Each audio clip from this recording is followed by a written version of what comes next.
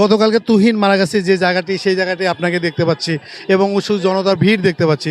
এখানে আপনি আসলে তুহিন যে একজন সাংবাদিককে মেরে ফেলো একদম জনবহুল একটা বসতিতে, সেখানে আপনার আসলে মন্তব্য কী? মন্তব্য হচ্ছে যেহেতু এত মানুষের ভিতরে ওনাকে মেরে ফেলছে, এ ব্যক্তিটা তো সবার সামনে ঘটনাটা ঘটছে, এটা তাৎক্ষণিক দরকার ছিল সবাই মিলে এটাকে প্রতিহত করার, কিন্তু তারা সেটা করে নাই। অনেকেই দেখেছে, আমি যতটুকু দেখতে পেরেছি পুলিশ সাথে ছিলেন, এবং প্লাস আপনার যেহেতু ঘটনাটা ঘটছে তাদের সামনেই ঘটনাটা ঘটছে, এটার কোনো আইনি কোনো পদক্ষেপই নেই। তখন যদি এটা নিতেন তাহলে এইটা এত দূর আগাতো না। এটার সুষ্ঠু বিচার করা দরকার। এটা যেহেতু এই ঘটনাটা ঘটছে তাৎক্ষণিক এটা দেওয়া দরকার।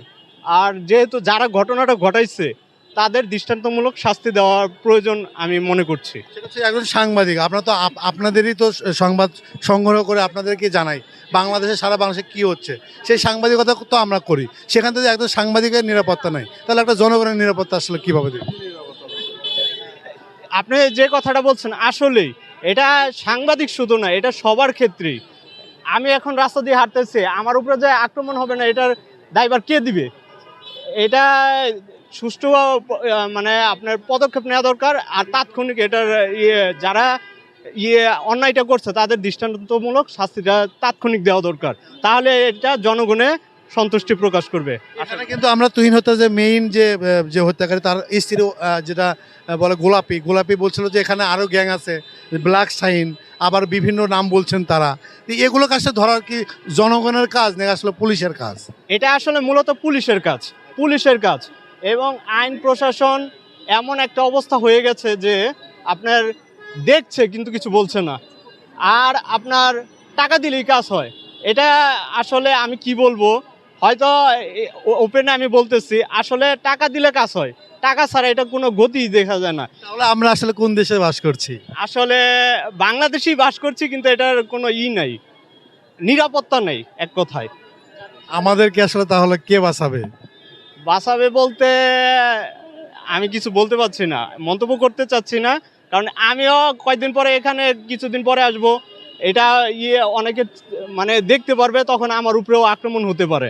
যাই হোক, আপনি একজন জনগণ, সেখানে জনগণকে আসলে কি মেসেজ দিতে চান যে কেউ বিপদে পড়লে এগিয়ে আসুন, অন্তত নিজে বাঁচুন এবং মানুষকে বাঁচানোর চেষ্টা করুন? হ্যাঁ, জি, এটা সবার উদ্যোগে সবাই যদি এটা তখন যদি পদক্ষেপটা নিত তাহলে এরকম মানে ঘটনাটা ঘটতো না।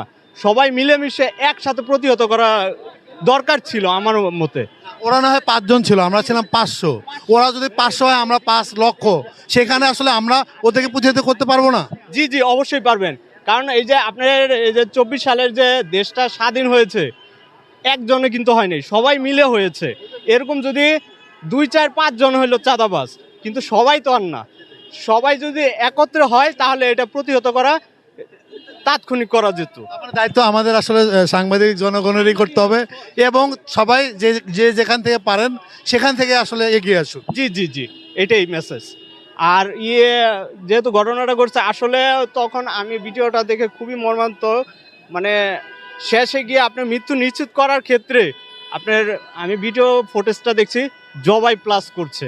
এটা আসলে খুবই জঘন্য কাজ। এটা মানে এই বাংলাদেশে আশা করা যায় না, লোকালয়ে আসলে।